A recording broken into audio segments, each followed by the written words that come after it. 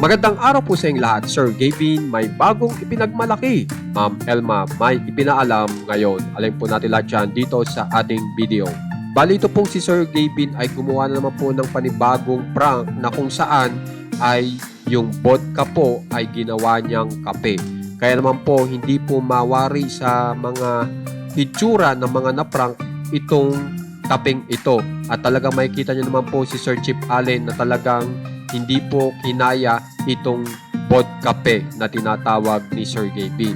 Pero dito po sa naturang vlog na ito o prank na ito ay meron pong ipinagmamalaki si Sir Gavin na iminumungkahi po ni Sir Gavin na itry.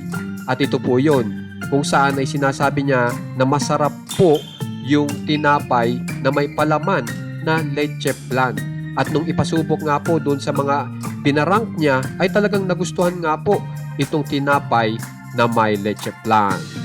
Samantala dito naman po tayo kay Ma'am Elma kung saan po ay naging successful po ang event ni na Ma'am Elma. At ang ginawa nga po ni Ma'am Elma ay nagsayaw ng iba't ibang sayaw nga po.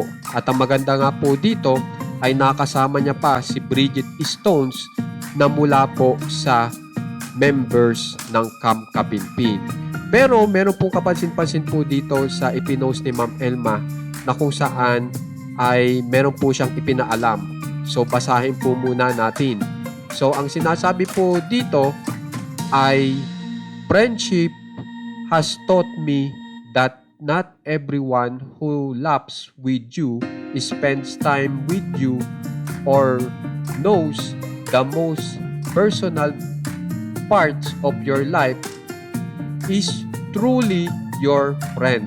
Sometimes you can give someone your trust, your loyalty, your kindness, and a place in your life, only to realize that the friendship existed differently in their heart than it did in yours.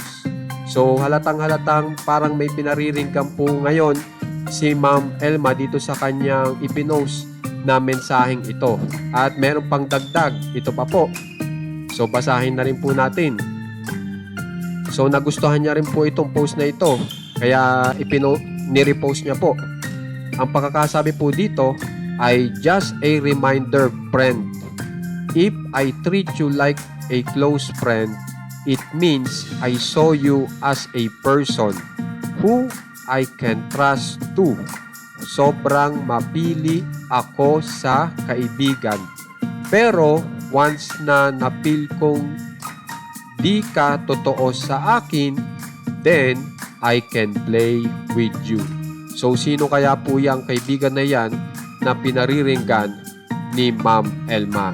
Kaya naman guys, kung gusto niyo pong ma-update sa nangyayari po kina Ma'am Elma at kina Sir Gavin, subscribe na po kayo sa ating channel na One Katawa. Maraming salamat po.